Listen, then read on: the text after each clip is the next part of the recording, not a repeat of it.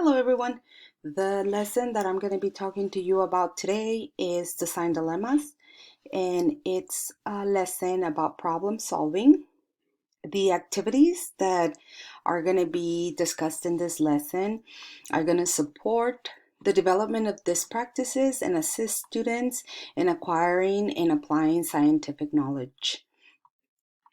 So the book that I selected for this lesson, it's called The Most Magnificent Thing, and it's by Ashley Spires. In this book, this little girl is trying to build what she thinks is a magnificent thing, but she can only imagine it in her head.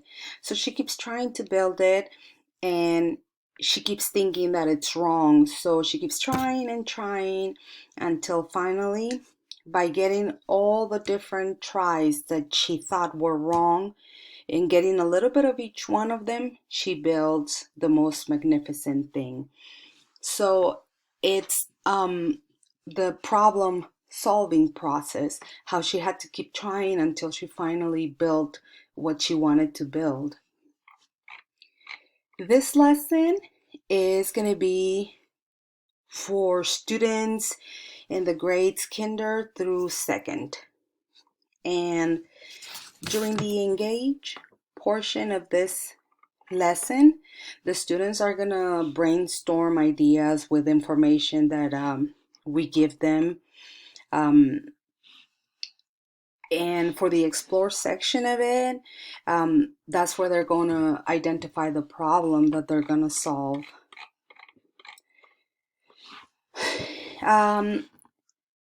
The explaining part of it, that's where students are going to share their ideas and what they have tried to solve the problem. So it's going to help them with their speaking and listening skills. And to elaborate, students are going to have the opportunity to share different ideas, maybe with their classmates or with their group, and see if they can come up with an answer or a solution to the problem. And during the evaluation process, students are going to try to identify whether they felt frustrated with the process, just like the little girl in the story. This lesson also provides information. The next generation science standards, it tells you here some of the standards that are met and during this lesson. There's also this worksheet that was provided to us, and it's for students to work as they're doing the process. They can log the information they're doing, whether it works or if it doesn't work, and what they would change. And if they want to try it a second time, there is a portion here on the bottom where they can try it a second time.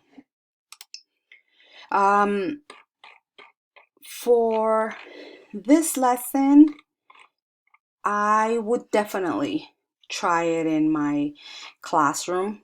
I think that problem solving is something that we do all through our lives. So it's a good lesson that they can use in the classroom, but also at home. Thank you.